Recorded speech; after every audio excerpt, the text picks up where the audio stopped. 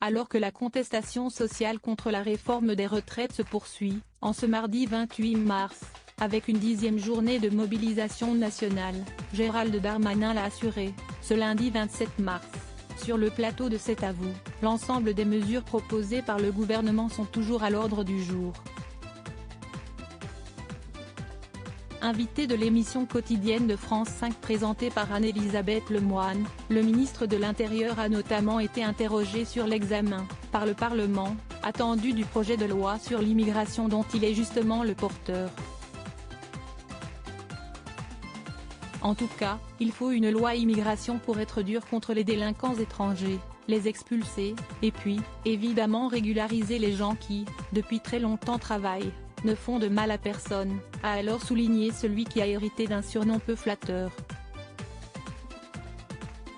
149.3, vous aurez du mal là pour le coup, l'a interrompu Patrick Cohen, faisant ainsi référence au souhait affirmé d'Elisabeth Borne de ne plus avoir recours à cet article bien spécifique de la Constitution permettant de faire adopter un projet de loi, sans vote de l'Assemblée nationale, en engageant la responsabilité du gouvernement.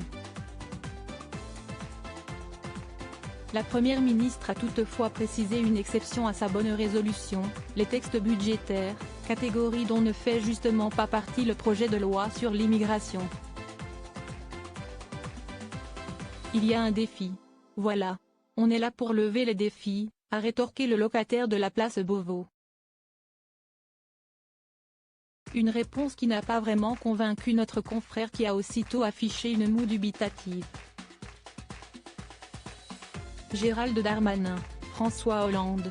Ces politiques dont la vie privée a été chamboulée en 2022 ministre de l'Intérieur, un boulot difficile. C'est normal que le ministre de l'Intérieur soit montré du doigt, c'est le cas de tous les ministres de l'Intérieur, le boulot est difficile, c'était, quelques minutes plus tôt, défendu Gérald Darmanin alors qu'il réagissait aux accusations de Jean-Luc Mélenchon à son encontre, à la suite des violents affrontements, survenus le dimanche 26 mars, entre les manifestants et les forces de l'ordre sur le site de Sainte-Soline.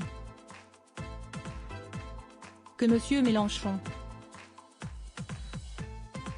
n'ait pas un mot pour expliquer que cette manifestation était interdite et qu'on a attaqué au cocktail Molotov des gendarmes qui sont brûlés à plusieurs degrés, bah, c'est pas digne d'un homme politique, s'était alors indigné celui qui se verrait bien prendre la suite d'Elisabeth Borne à Matignon.